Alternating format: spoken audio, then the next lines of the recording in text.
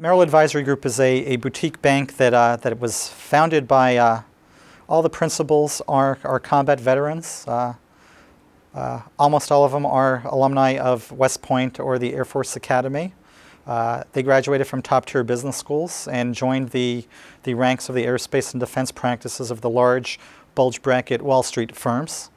They recognize that the lower middle market companies are relatively, well, very underrepresented in the space when they get acquired by large aerospace companies. So they decided to go ahead and bring that big bulge bracket experience to their lower middle market clients.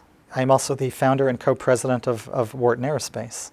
Wharton Aerospace is an association of senior executives who have a shared tie, or shared ties and commitments are to the aerospace and defense industries.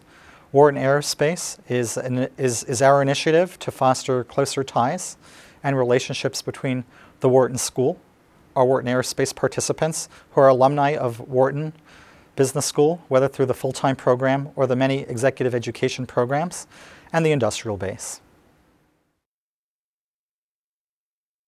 Today we actually conducted a best practices panel on best practices in M&A, and a common theme was all of the different ways that companies can fail in their deal process. And the quote that was in the back of my mind during these whole discussions was the quote from Tolstoy, or to roughly paraphrase, all happy companies are happy the same, families are happy the same way, but all unhappy families are unhappy in their own way. And to abstract, I think what Tolstoy meant is that M&A is a process, and if you're going to do it right, everything has to be right. And that's why the successful companies are all happy in the same way, whereas there's so many ways that you can be unsuccessful in your deal process. So, to get the strategy formulation incorrectly, to have a poor strategic fit, to overpay for the company, to fail in the post-merger integration planning, and those are very high-level sources of failure. But you can decompose, to overpay for a company. What does that really mean, to overpay for a company? It may be that you didn't appropriately value the company in terms of the discount rate that you use, or you failed to model in the success rates that you were going to have on the programs. So it's not just the financials, but how you operationalized the financials. Or it may be the fact that you didn't know how to identify, quantify, and capture the revenue synergies, which is a very, very elusive thing. And these were the sorts of things that we had very rich discussions on today during our Wharton Aerospace panel. As the leader of the panel, the point that I drove home is that no deal gets done just because of how brilliant the strategic rationale was or how sharply modeled the financial analysis was. Those are hard enough to do just to begin with. But the real key to success of the transaction is the ability of that internal M&A or corporate development executive to provide the alignment and get everybody saying yes to his deal. Because a lot of companies look at they kiss a lot of frogs before one of the frogs becomes the prince. And how do you compress that Gantt chart and go after the deals that are successful? And the key to the successful deals is providing purpose, direction, and motivation in these large, complex, highly cross-matrixed organizations where they hear that most deals fail and that these are risky and they may be career-limiting moves. How does that M&A guy go ahead and get everybody to go in front of the CEO or the board and say, yes, we want to go ahead and pursue something that we hear typically fails? And at the end of the day, that's all about emotional intelligence, understanding organizational dynamics and behavior, politics. It's really the soft side of the deal. Typically, when a company is looking to acquire another company, they're using mergers and acquisitions as an adjunct to fill a gap. It could be on their business development side in terms of being able to penetrate a market or a channel, such as the aerospace company that now wants to get into clean energy or healthcare IT. Or it could be a technology gap in terms of a more engineering focus, that they're looking for a company that has a technology embedded within them that the acquisition is a substitute for internal research and development. So many aerospace and defense companies will actually formalize and codify their gap filling process, whereas part of the pursuit order capture process. They will actually list, as part of their color team reviews or their go, no-go decisions, what are the gaps? Or on the technological side, as they come up with their capital budgeting and capital allocation plans and they link that to the strategic plan, they will actually identify the gaps.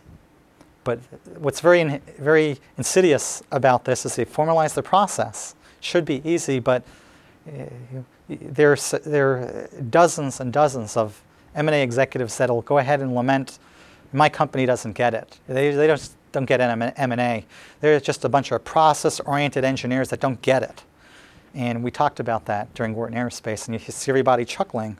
But what I suggest to you, in fact, not suggest, but I tell you, is that is the lament of the unsuccessful M&A executive, because it's not that the company didn't get M&A, it's that M&A executive did not get the company, that he failed to appreciate or understand the culture of his company and how to get things done in his company. So to go back to the example of the gap filler, the typical approach of the M&A deal guy is to go up to the head of engineering and say, hey, here's the company, and it fills the gap, and we know this fills the gap, and let's go forward.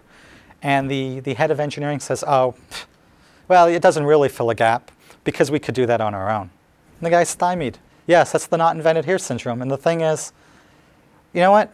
When we talk about being disrespectful or having a lack of emotional intelligence, it's that, you know what, that engineering guy can develop this thing. But the thing is, he hasn't gotten the money for it. That's why he's requesting money in his IRAD, or Internal Research and Development plan, to do these things.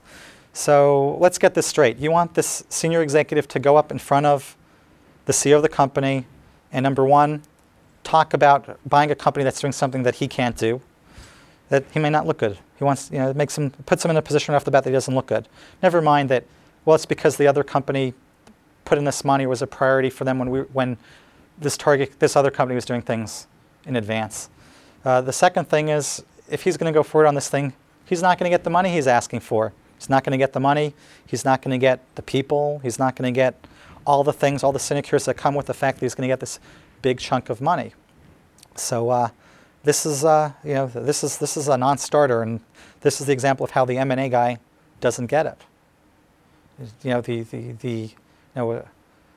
Perhaps a more thoughtful approach would be to reframe this discussion with the VP of Engineering and discuss with him, look, here's a company, they don't, they're doing something we don't do, and I know that we can do better.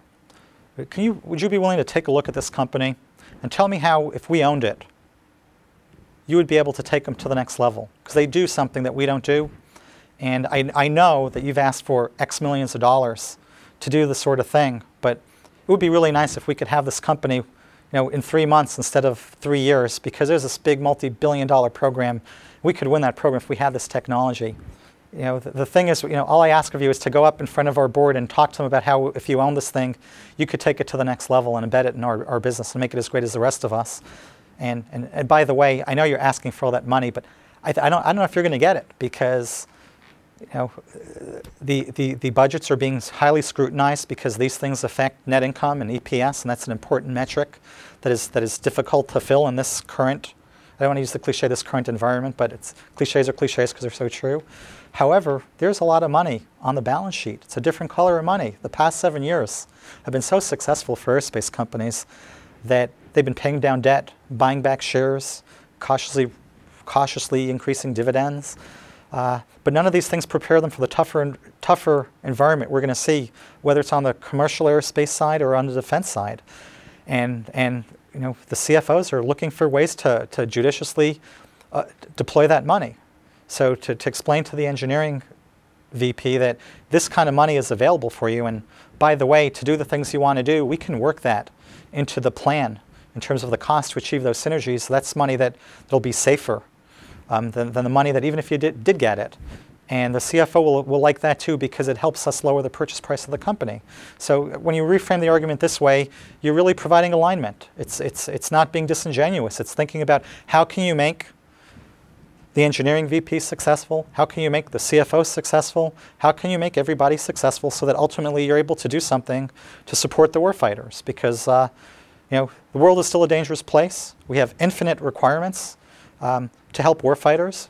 For example, the ISR surge in Afghanistan, and just the way money is going to be tight with the government.